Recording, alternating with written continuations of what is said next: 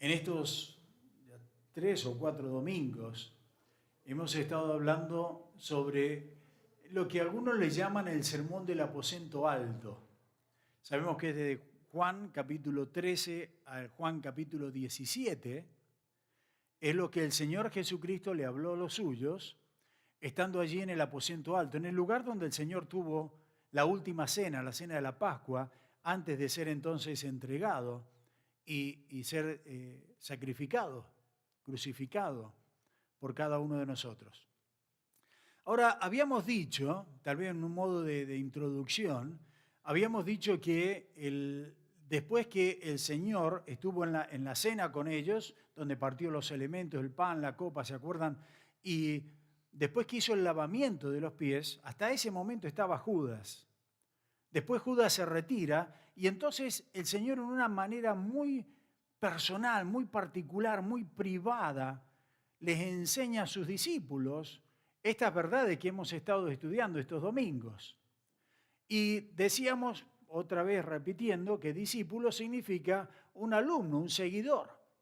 Y si nosotros hemos aceptado a Cristo y somos seguidores de Cristo, somos discípulos de Cristo, somos alumnos de Cristo, por lo tanto, las palabras que Él le dijo a estas personas, a estos 11 discípulos, nos vienen muy bien también directamente a cada uno de nosotros, por extensión.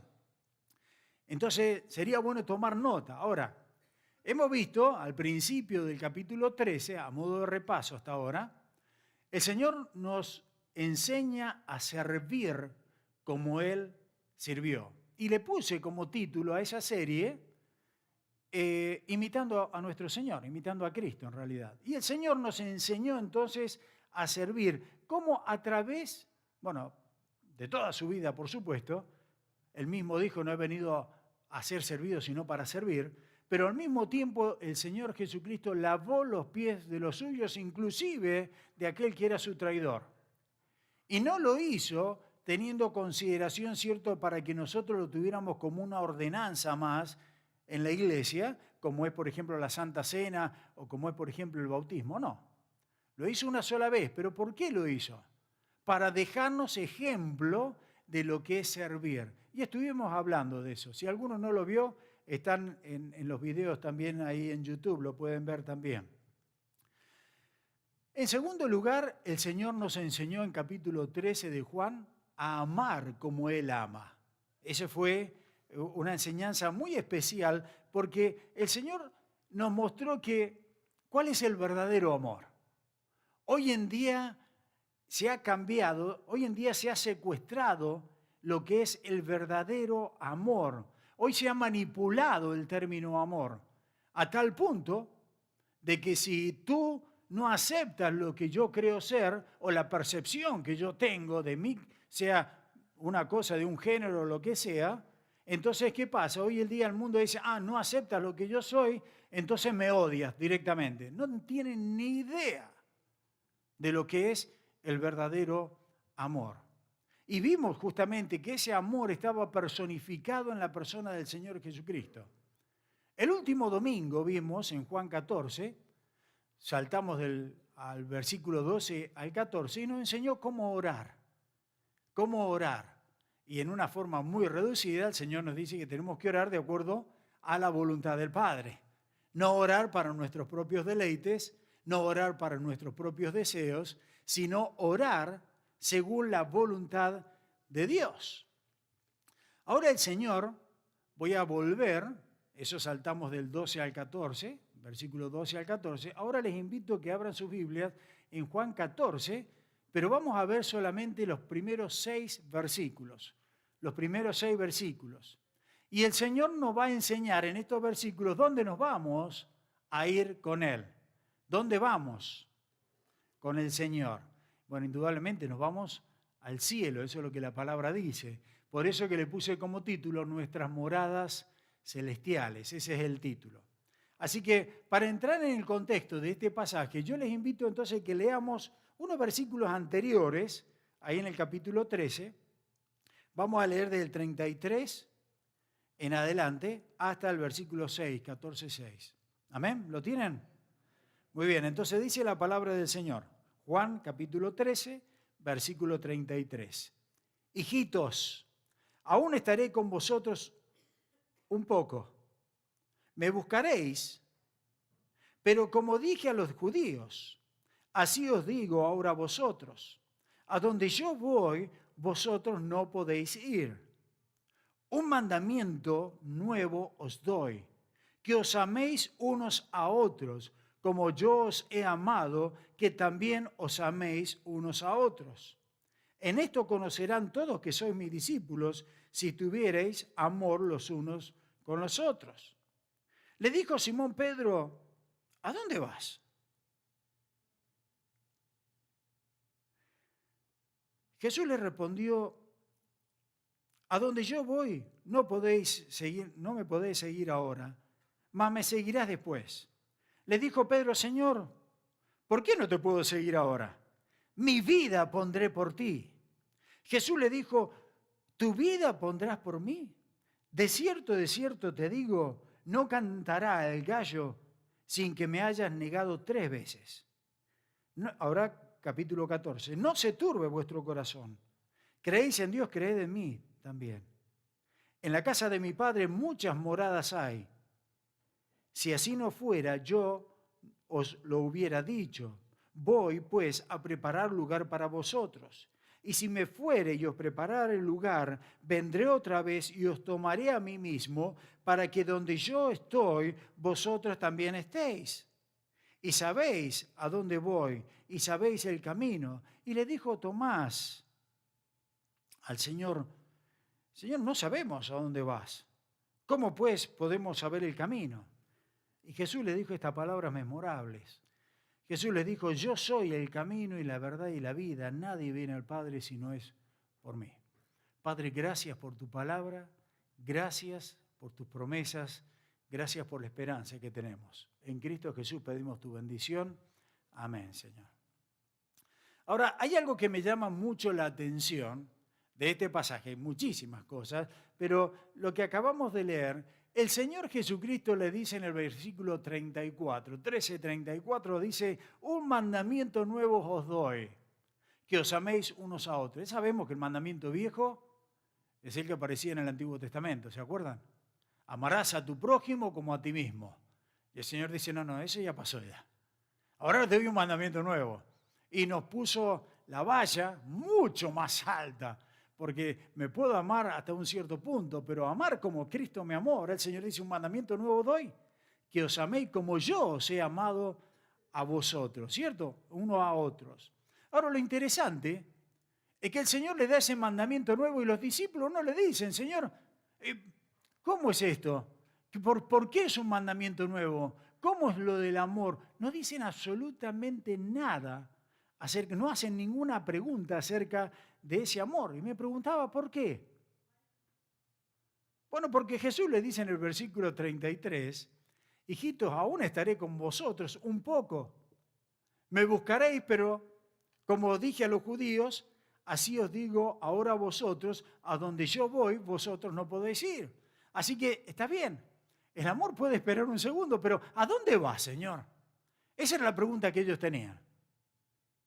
En realidad, si prestamos atención, son 3 preguntas que le hacen al Señor. 2 preguntas la de Pedro y una pregunta de Tomás. La primera pregunta la tiene en el versículo 36. Le dijo Pedro, Señor, ¿a dónde vas? La segunda pregunta, bueno, el Señor le respondió, ¿cierto? A donde yo voy no me puedes seguir, más me seguirás después. La segunda pregunta, versículo 37. Le dijo Pedro, Señor, ¿por qué no te puedo seguir? Y si saltamos al capítulo 14, versículo 5, tenemos la tercera pregunta, que es la pregunta de Tomás. No sabemos a dónde vas. ¿Cómo pues podemos saber entonces el camino? Ahí están las 3 preguntas en las que vamos a trabajar hoy día. Ahora, nosotros tenemos el beneficio de que tenemos la Biblia, eso ya pasó hace 2000 años atrás, entonces nosotros sabemos, ¿cierto?, de principio a final, todo lo que sucedió. Pero esta gente no tenía ni idea. Y de repente el Señor Jesucristo dice, bueno, yo los dejo y me voy. Así que proféticamente lo que el Señor le está tratando de decir acá es lo que iba a pasar en las próximas horas, en los próximos días o semanas, si se quiere. Ahora lo sabemos nosotros por todo el desarrollo, ¿cierto? De lo que nos dice la palabra. Pero lo que le estaba diciendo, sintetizando el Señor es, me van a crucificar, voy a morir, me van a sepultar, al tercer día voy a resucitar y voy a ir a la presencia del Padre. La Biblia nos dice que Jesús apareció durante un periodo de 40 días, después que el muerto resucita al tercer día. Durante esos 40 días el Señor aparece a diferentes tiempos, diferentes lugares, a diferentes personas. Apareció a unas personas individual, apareció un grupo de personas. En total, lo que nos dicen las Escrituras, al menos lo que tenemos acá, no menos de 10 veces el Señor apareció durante ese lapso entonces de 40 días. Ahora, nosotros, por supuesto, después nos dicen las Escrituras que el Señor estuvo en el Monte de los Olivos, eso está al este de la ciudad de Jerusalén, y entonces después dice que fue llevado al cielo. Ahora, como les digo, nosotros tenemos la ventaja de saber todo porque ya pasó, ¿cierto? Pero esta gente no lo sabía.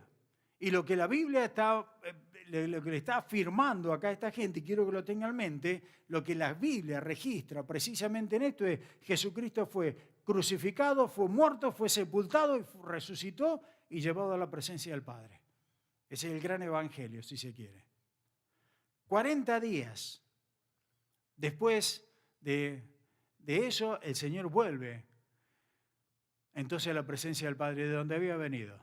¿Y sabe lo que nos dice la Escritura? Que el Señor va a venir en el mismo lugar de donde el Señor se fue. Eso es lo que las Escrituras nos dicen. ¿Dónde? En el Monte de los Olivos. Eso es lo que nos está diciendo allí. Dice en Hechos, lo tiene en la pantalla, Hechos capítulo 1, versículo 9 al 11. Dice lo siguiente, Hechos 1, 9 al 11. Y habiendo dicho estas cosas, viéndolo ellos, fue alzado y le recibió una nube que le ocultó de sus ojos. Y estando ellos con los ojos puestos en el cielo, entre tanto que él se iba, y aquí se pusieron junto a ellos dos varones, dos ángeles, con vestiduras blancas, los cuales también le dijeron: varones Galileos, ¿por qué estáis mirando al cielo? Este mismo Jesús que ha sido tomado de vosotros al cielo, así vendrá como le habéis visto ir al cielo. Así le verás. Y nos dice la palabra: todo ojo le verá al Señor cuando venga. Por supuesto, acá se refiere no al rapto, no a lo que puede suceder en unos minutos nada más, que el Señor venga y nos lleve a la iglesia nada más, sino es acá cuando el Señor venga la segunda vez y pise esta tierra, ¿cierto? En ese momento dice la Biblia que el Monte de los Olivos se va a partir en dos, va a haber un gran terremoto. Bueno, a mí me encanta eso, pero eso es tema para otra predicación, ¿no? Aquí están teniendo esa Pascua juntos y el Señor le dice a los suyos: escuchen, esto va a pasar. Me estoy yendo, me voy a ir, pero más tarde ustedes van a seguirme. Entonces esta gente se imagina cómo están. Y en ese momento en que el Señor les está diciendo todo lo que va a pasar, Pedro, siempre Pedro, el impetuoso, aquel que siempre iba para adelante, le dice al Señor, versículo 37, Señor, ¿por qué no te puedo seguir ahora? Y escuche, dice, mi vida pondré por ti. ¿Sabe lo que es peor de decir algo tonto? Es decir algo tonto delante del Señor Jesucristo y que el Señor te corrija delante de todos tus amigos. ¿Qué es lo que le pasó a Pedro acá? Dice Pedro, te voy a seguir todos los días. Y el Señor lo mira y dice, ¿en serio? Miren versículo 38, ¿tu vida pondrás por mí? ¿Tu vida pondrás por mí? Y estoy haciendo esa pausa intencional porque creo que el Señor Jesucristo hizo una pausa ahí. Cuando Pedro dijo eso.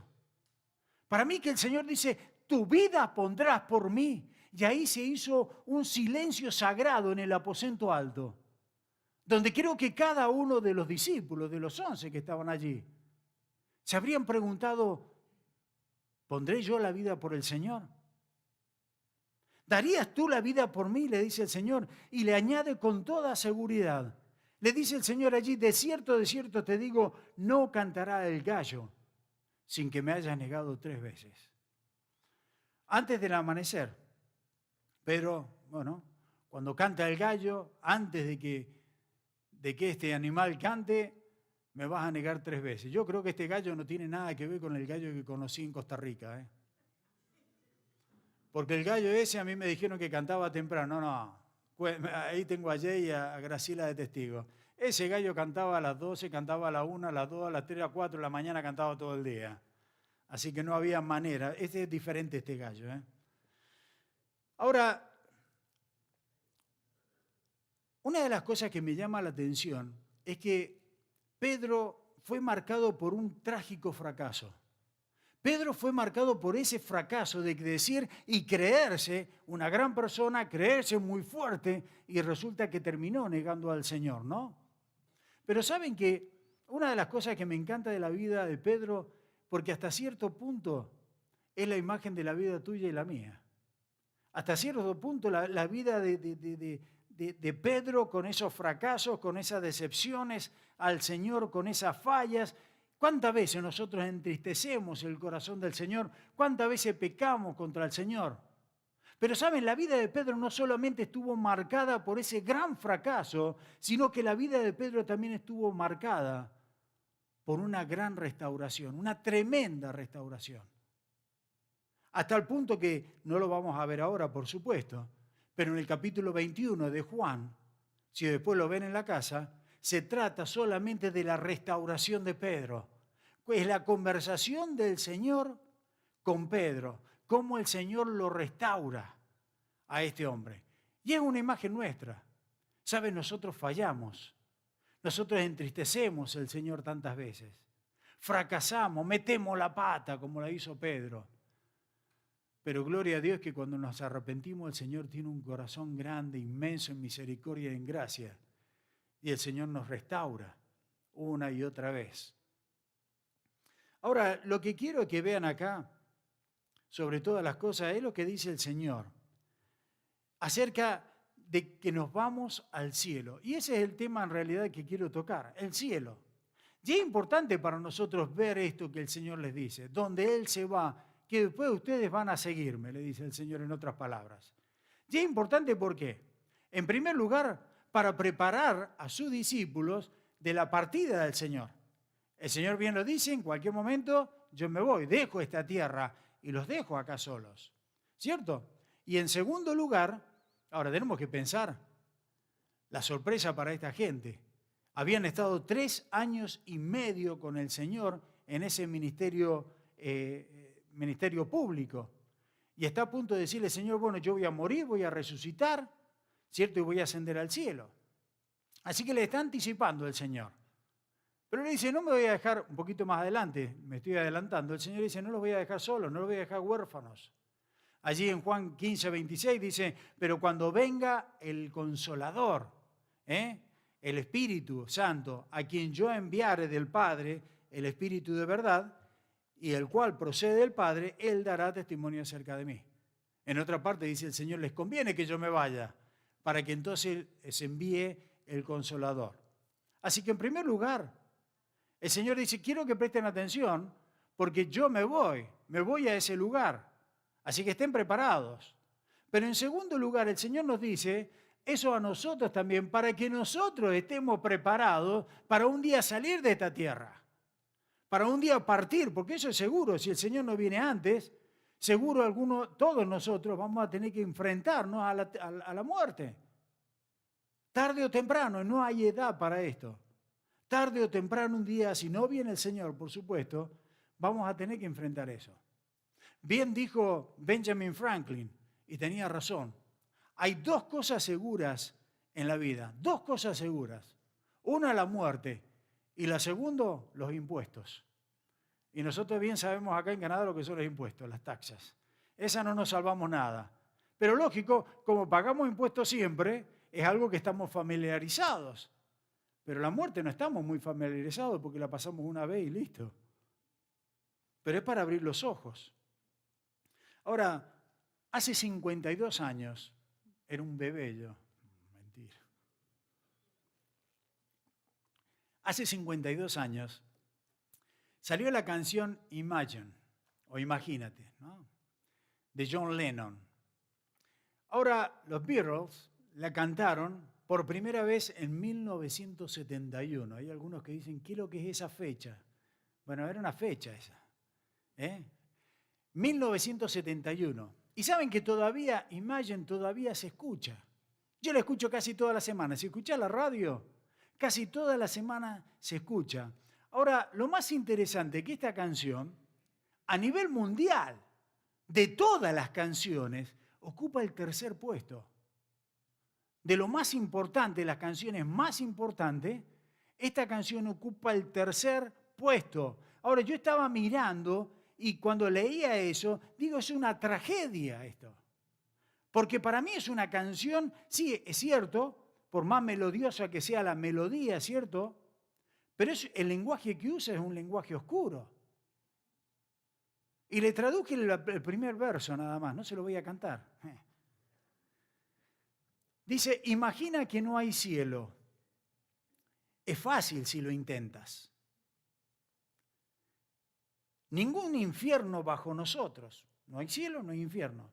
Sobre nosotros solo el cielo. Imagina toda la gente viviendo para hoy. Así que lo que está diciendo acá trata, no hay cielo, imagínate eso, no hay cielo, no hay infierno, no hay eternidad. Esta vida es todo lo que tenemos, eso es lo que está diciendo, trata de disfrutarla. Y no es eso la filosofía humanista, trata de disfrutar la vida hoy.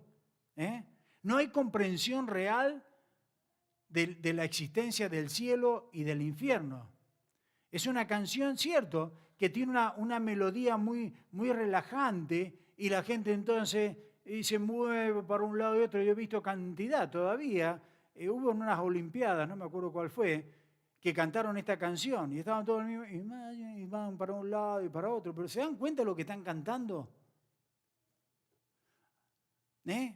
No hay esperanza con esta canción. No hay cielo, no hay nada, lo único que tiene es esto que está acá, se acabó, chao. Y esa canción ocupa el lugar tercero en el mundo. Así estamos también, ¿no? Ahora déjame decirte una cosa, que la Biblia nos dice que hay un cielo y un infierno y que ambos son reales. Eso es lo que nos dice la palabra del Señor. Ambos existen. Y sin duda, John Lennon ahora lo sabe, ¿sabe? John Lennon ahora sabe, no estoy diciendo que está para un lado o para el otro, ojo. Pero sin duda él sabe ahora que su canción era totalmente errónea, incorrecta. Ahora, regresando a nuestro texto, lo que Jesús le está tratando de decir a sus discípulos es que después de la crucifixión y la resurrección entre los muertos, el Señor había de ser llevado a la presencia y por supuesto fue, ¿cierto? Y estar allí de donde Él había venido. Miren nuevamente el versículo 36 del capítulo 13.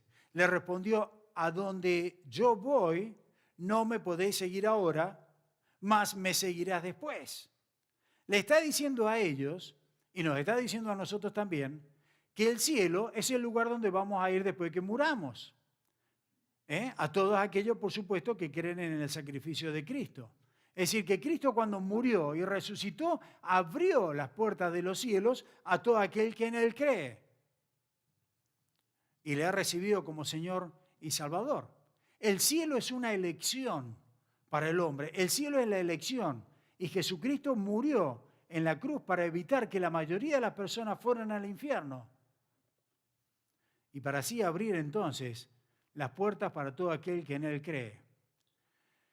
Pero eso tienes que tomar la decisión. Ahí está el punto. Tenemos que tomar la decisión. Y yo deseo que todos los que están acá la hayan tomado o que la tomen hoy día. O con las personas que nos están viendo después también en línea. Que no se pierda ninguno porque para eso vino el Señor. Ahora quiero hablar un poquito acerca del cielo, que ese es el tema en realidad. El cielo. Y quiero seguir, yo me reí esta semana porque miré un consejo de uno de los predicadores más grandes de la historia, que ha sido Charles Spurgeon, un británico, ahí del siglo XIX. Y este hombre cuando le enseñaba en el seminario a sus alumnos acerca del cielo, él dice lo siguiente, preste atención, cuando hables del cielo, quiero que tu cara brille y brille de entusiasmo, le decía a sus alumnos. Cuando hables del infierno, pon tu cara normal. Así que voy a tratar de hablarle con entusiasmo acerca de esto, porque sí quiero hablar entonces del cielo. Ahora, ¿saben? El cielo, dice, en el Nuevo Testamento aparece más de 275 veces. En el Antiguo Testamento, más de 300 veces. Estamos hablando prácticamente 600 veces que en la Biblia nos habla acerca del cielo. El cielo, la Biblia está saturada de lo que es el cielo. El cielo es la habitación de Dios, nos dice. Es el hogar eterno donde todos aquellos que hemos confiado en Cristo vamos a estar por toda una eternidad. El Salmo 103, versículo 19. Dice, Jehová estableció en los cielos, ¿qué cosa? Su trono, y su reino domina sobre todos. En 2 Corintios 5, 6 al 8. Así que vivamos confiados siempre, sabiendo que entre tanto que estamos en el cuerpo, estamos ausentes del Señor. Porque por fe andamos, no por vista. Pero confiamos y más quisiéramos estar ausentes del cuerpo y presentes al Señor. ¿Te das cuenta de lo que está diciendo acá? Que cuando nosotros conocemos al Señor y hemos aceptado a Cristo, vamos a experimentar la muerte física, pero en una manera instantánea nosotros vamos a la presencia del Señor. Eso es lo que nos está diciendo. Que es la morada, vamos al cielo donde está el Señor allí. Es el hogar eterno para todos aquellos que creen en Cristo. El cielo se encuentra por algún lado, ¿cierto? Arriba del espacio exterior. Hay un pasaje que el apóstol Pablo habla de eso en 2 Corintios 12 y lo describe como el tercer cielo. El tercer cielo. Y Pablo comienza hablando de la tercera, en tercera persona, conozco un hombre, dice, comienza hablando, pero todos piensan que es él mismo el que tuvo esta experiencia. De una manera humilde, Pablo no quiso, cierto, gloriarse él, sino una manera humilde entonces nos cuenta como si fuera otra persona. Miren ahí 2 Corintios 12, versículo 1 al 4. Y mientras buscan ahí, está en la pantalla de todos modos, algunos piensan, algunos comentaristas, piensan que Pablo en ese momento había sido brutalmente castigado, casi estaba muerto. Y en ese momento fue cuando él tuvo esa visión. Nada se puede saber, se puede comprobar, la Biblia no dice nada de eso. Pero dice lo siguiente, capítulo 2 Corintios 12, 1 al 4. Ciertamente no me conviene gloriarme, pero vendré a las visiones y a las revelaciones del Señor, dice Pablo. Conozco a un hombre en Cristo que hace 14 años, si en el cuerpo no lo sé, si fuera del cuerpo no lo sé, Dios lo sabe, fue arrebatado hasta el tercer cielo. Y conozco a tal hombre, si en el cuerpo o fuera del cuerpo no lo sé, Dios lo sabe, que fue arrebatado al paraíso, donde oyó palabras inefables que no les dado expresar al hombre. Ahora, de lo que está hablando acá es del tercer cielo. Algunos dicen, no, hay un solo cielo, pero acá dice tercer cielo. Entonces algunos dicen, bueno, primero es la atmósfera, ¿cierto? Tenemos la atmósfera, el segundo es el espacio exterior, y más allá entonces de todo eso, tenemos entonces el tercer cielo, que nos habla allí entonces que es la morada del Señor. ¿Qué nos dice de la Biblia acerca de ese lugar? Bueno, cosas maravillosas, se las voy a leer.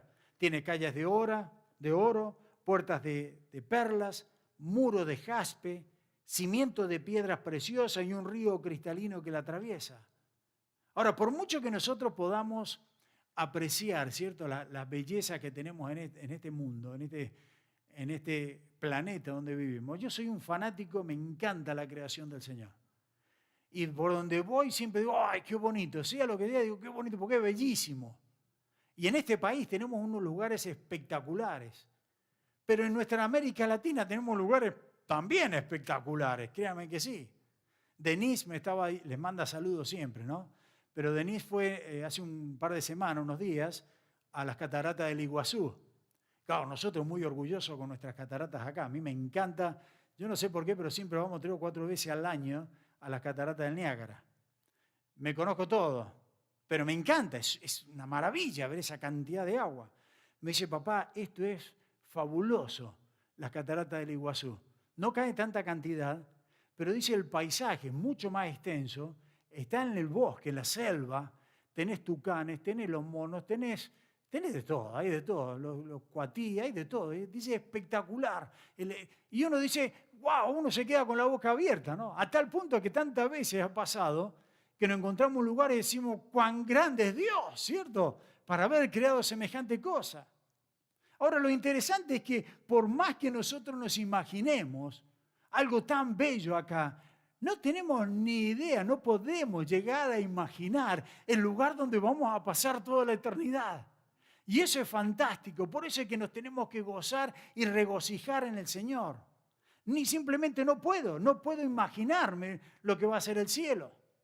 Y el apóstol Pablo lo puso con palabras muy claras. Allí lo dice en 1 Corintios, capítulo 2, versículo 9. Antes bien, como está escrito, escuche bien, cosas que ojo no vio, ni oído oyó, ni han subido en corazón del hombre, son las cosas que Dios ha preparado para los que le aman. ¿Se dan cuenta?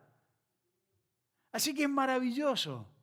Cuando nosotros vamos a morir, vamos a ir. ¿Saben?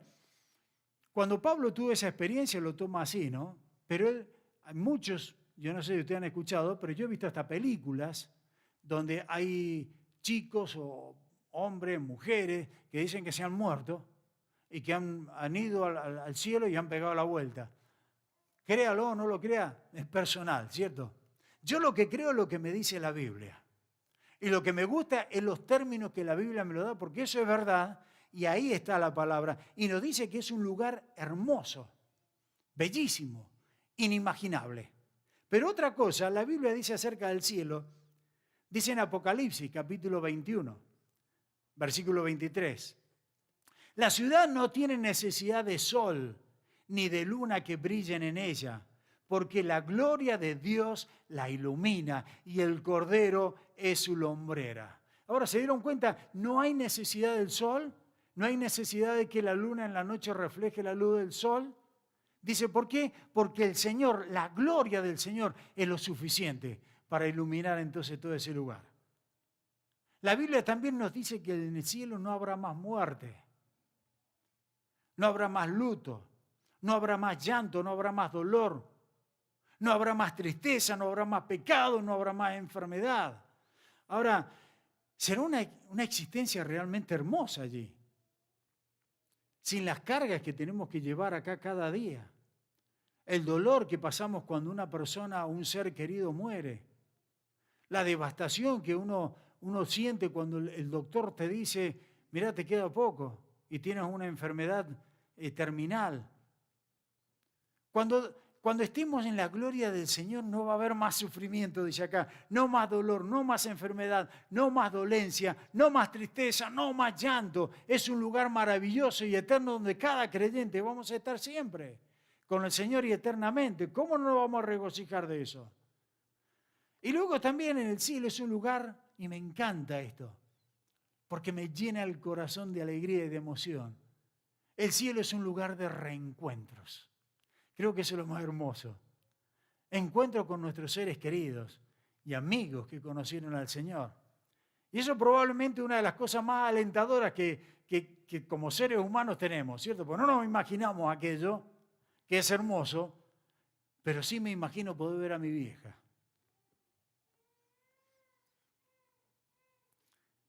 El hecho es que, busquen Mateo capítulo 17.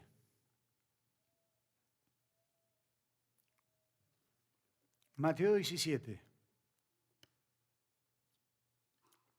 Y esto me llena de aliento. Y me emociono porque vamos a encontrar todos aquellos que partieron antes que nosotros. Y nos vamos a gozar eternamente en ese lugar que es maravilloso. Ahora, preste atención, Mateo 17, del versículo 1 al 4. 6 días después Jesús tomó a Pedro, a Jacobo y a Juan, su hermano, y lo llevó aparte a un monte alto y se transfiguró delante de ellos y resplandeció su rostro como el sol. Y sus vestidos se hicieron blancos como la luz. Y aquí le aparecieron Moisés y Elías, hablando con él. Entonces Pedro Dijo Jesús, Señor, bueno es para nosotros que estemos aquí. Si quieres, hagamos aquí 3 enramadas, una para ti, otra para Moisés y otra para Elías. Ahora a mí me llamó la atención, ¿cómo hizo Pedro para saber que esos 2 que estaban con el Señor, uno era Elías y el otro era Moisés? Que dicho sea de paso, Elías era el representante de los profetas, Moisés el representante de la ley y los profetas. Está diciendo ahí, la ley y los profetas, la palabra del Señor. Ahora, ¿cómo hizo para reconocer? Bueno, la razón, pienso yo, es porque Dios le había inspirado el entendimiento para que reconocieran a ciertas estas personas que habían vivido siglos antes que el mismo Pedro, bien digo. Es más, en Juan 21 nos cuenta la historia de cómo el Señor apareció a sus discípulos y cómo los discípulos, ya con un cuerpo glorificado, los discípulos pudieron reconocer al Señor. Los discípulos pudieron reconocer al Señor aunque venía con ese cuerpo glorificado. Y la Biblia dice que cuando nosotros pasemos a la presencia del Señor, un día vamos a tener ese cuerpo glorificado, pero vamos a mantener de alguna manera, no sé cómo explicarlo, es algo inexplicable, vamos a mantener, ¿cierto?, las apariencias, algunas apariencias, donde la gente nos va a poder entonces reconocer. Así que nos reconoceremos, y el Señor le está diciendo eso a los discípulos, y nos vamos a reconocer entonces allí con todos aquellos que han conocido al Señor. Y todo esto es una esperanza para la iglesia. Esto es maravilloso. Esta es la esperanza de la iglesia. Si vivimos en esta vida solamente, ¿se dan cuenta lo que está diciendo el Señor acá? Tenemos eso que nos espera allá. Y si nosotros vivimos como creyentes, aferrados a las cosas de la tierra, somos los más dignos de lástima. Por eso el Señor en el contexto bíblico dice, vuestra ciudadanía no está acá, che, avívense. No está acá de traten de acumular tesoros. Nuestra ciudadanía está en los cielos. Disfrutemos, hagamos entonces tesoro en los cielos, porque ahí es donde va a ser realmente lo bello de nuestra vida en el Señor. Sin duda el cielo va a ser un lugar de reencuentro y me gozo por eso. Dice una canción, solo espero ese día, ¿no? Solo espero ese día en que podamos estar todos juntos allí. Por eso el Señor en Juan 14, 1 y 2 dice, no se turbe vuestro corazón. Creéis en Dios, creed en mí. En la casa de mi Padre muchas moradas hay. Si así no fuera, yo los hubiera dicho, voy pues a preparar lugar para vosotros. Ahora, esta palabra moradas me llamó la atención y busqué en el griego de la palabra monet.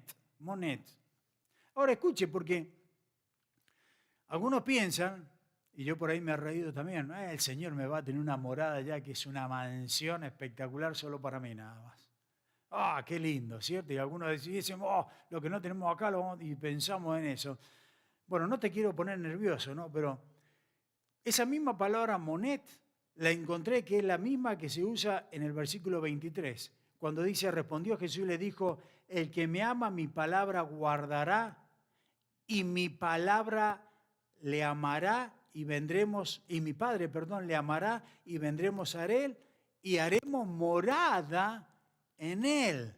Esa morada es lo mismo que las moradas que está hablando acá, la palabra es moret, así que lo que significa es hogar, simplemente hogar, morada, hogar. Ahora, no piensen que cuando lleguemos allá vamos a tener una morada como unas mansiones, como la que he visto acá, que sé yo, en la orilla del lago Ontario o en Lancaster, ¿cierto? Que son 6.000, 7.000 pies cuadrados. No piensen eso, ¿sabe por qué? Porque eso es materialismo occidental nada más y terrenal. Pero cuando estemos al cielo no habrá ese materialismo, no va a haber esa codicia, no va a haber esa obsesión, ¿cierto?, de las cosas materiales.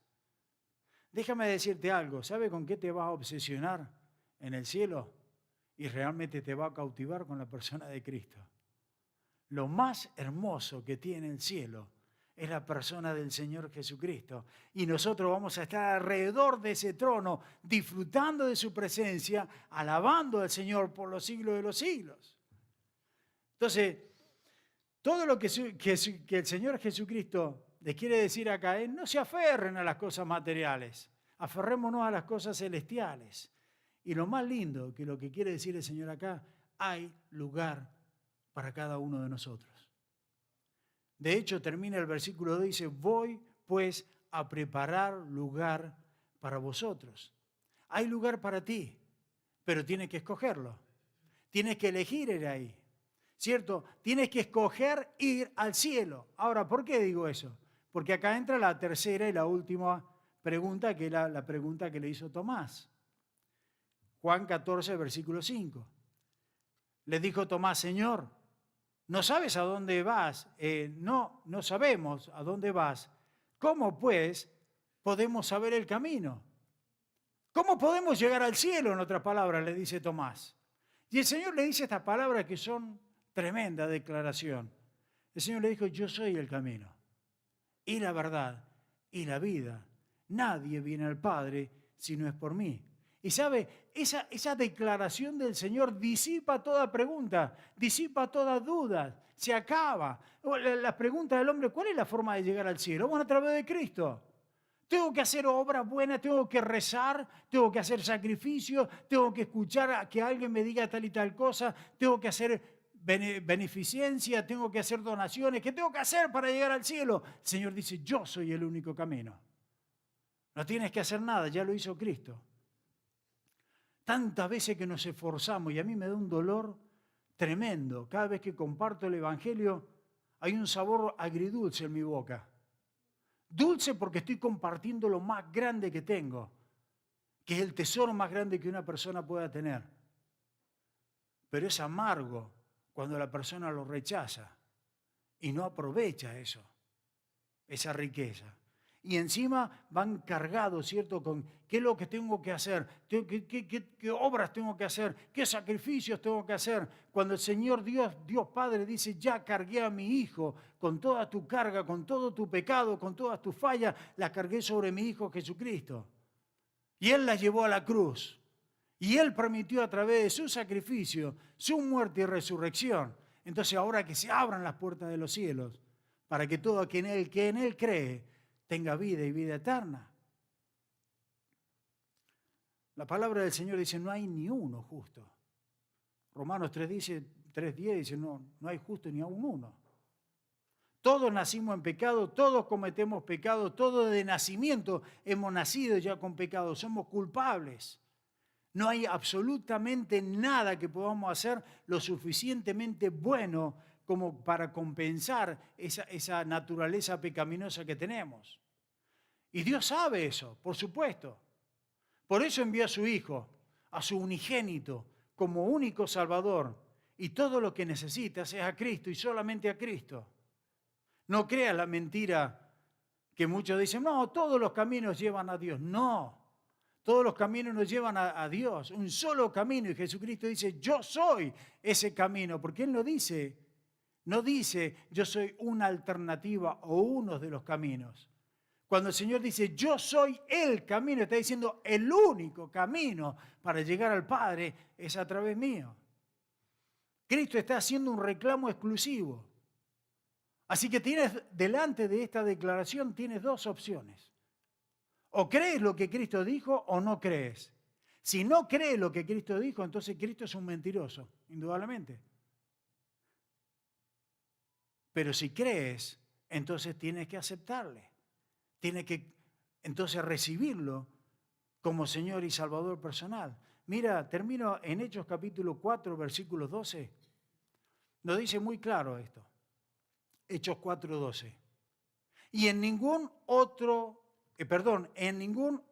hay salvación, porque no hay otro nombre bajo el cielo dado a los hombres en que podamos ser salvos. Solamente en el nombre de Jesús que podemos ser salvos. Y puede decir Jesús, puede decir Yeshua, puede decir Yu, puede decir Isaac, cualquiera sea el nombre que en el idioma, en que lo digas. Hay un solo nombre bajo el cielo dado a los hombres en el que podemos ser salvos, y es solamente a través de Cristo Jesús. ¿Le crees o no le crees? Y entonces voy a terminar haciendo dos llamamientos. Dos llamamientos. Por supuesto, el primero es para aquel que aún no conoce a Cristo. Si hay alguna persona acá que todavía no ha aceptado a Cristo, que no está segura o seguro de la salvación, mira, ahí lo dice bien claro, para ir al cielo eternamente y gozar de eso que hemos visto muy brevemente, tienes que ir por el camino correcto y ese camino es Cristo. ¿Cómo entro en ese camino? Bueno, tengo que reconocer que Cristo es Dios, que vino, que se humilló, que se hizo pecado, se identificó por el pecado y que murió en una cruz para pagar mi deuda con Dios. Y que resucitó al tercer día de entre los muertos. Y si yo creo eso, creo en su muerte, en su resurrección, y le recibo en mi corazón con mis propias palabras, que entre en mi corazón, que sea mi Señor y Salvador personal, el Señor, te lo aseguro, por lo que dice la palabra, tienes vida y vida eterna. Y tu nombre va a ser escrito en un libro que se llama el libro de la vida. Un libro que un día va a ser abierto. Y el que no está inscrito, y estoy hablando al final del libro de Apocalipsis, dice, y aquel que no ha sido inscrito o que no está en el libro de la vida, es arrojado al infierno. Espero en el Señor que todos los que estén acá sean salvos. Pero el segundo llamamiento que quiero hacerte es para los creyentes, para que no vivamos con cara de aburridos y no gastemos tiempo en pavadas, en las cosas terrenales, sino que disfrutemos de lo que el Señor nos ha dado, de la esperanza que tenemos en Cristo, de que un día vamos a estar con Él en ese lugar celestial, gozando de su presencia, donde todas las cosas van a ser diferentes. Si tienes carga, querido hermano, vuélcala en el Señor. El Señor dice, los que estáis cargados y cansados, venid a mí, que yo os haré descansar. Porque Cristo es la esperanza en vida que tenemos. Disfruta de esa esperanza. Disfruta de ese lugar desde ya, porque ya lo tienes. Si estás en Cristo, ya tienes esas moradas que te están esperando, que el Señor fue a preparar allá. Gózate en el Señor. Y a mí una de las cosas y les conté una vez, una experiencia que tuve, y con esto termino, de lo hermoso que es tener la certeza, la seguridad de dónde vamos. Bien dijo un escritor, yo sé, bíblico por supuesto, yo sé en quién he creído. Y cuando nosotros tenemos esa seguridad, no hay nada ni nadie que nos pueda hacer tambalear, ¿sabes? Estamos firmes porque la roca es Cristo y la roca es firme, inamovible. Yo recuerdo que una de las despedidas más duras, al mismo tiempo emotivas y emocionantes, no sé cómo describirla, con un hermano en la fe. Muchos han partido y he visto cuando los hermanos dejaban este mundo. Pero uno de los momentos más emocionantes fue cuando el hermano Martín, ¿se acuerdan? Martín Méndez, partió a la presencia del Señor. Lo veníamos siguiendo mucho al hermano, estuve con él en el hospital, estuvimos hablando mucho con él, pero en la última visita, eso fue un toque único, y que cuando llegue allá le doy un abrazo, como nos dimos acá. ¿Saben que este hombre ya no se podía mover? Estaba en la cama con ese cáncer y ya estaba, bueno, de hecho al otro día falleció. Y así con toda la debilidad de él, yo me acuerdo siempre, lo veo por allá, el hermano, siempre, en ese lugar. Y llegamos y nos damos un abrazo siempre fuerte, ¿no? Pero el hermano con todo el sacrificio, me imagino, de la debilidad que tenía, se levantó. Y yo le dije, no, quédese quieto, no. Y se levantó el hermano ahí. Y me dio un abrazo. Se levantó como pudo y nos dimos un abrazo, pero sabiendo que ya nos veíamos. Eso era lo bonito. Fue emocionante, fue triste, me conmovió todo. Y lo único que salieron palabras nuestras es decir, te amo hermano, ya nos vamos a ver, nada más. Y lo mismo dijo él. Pero esa es la seguridad que tenemos en Cristo. Y solamente en Cristo. Así que piénsalo. Si no eres creyente, hay un solo camino para ir al Señor. Y si eres creyente, gózate en el Señor. No gastemos tiempo en cosas de acá. Hagamos tesoro allá en ese lugar que vamos a vivir eternamente. Amén. Padre Celestial, te damos gracias.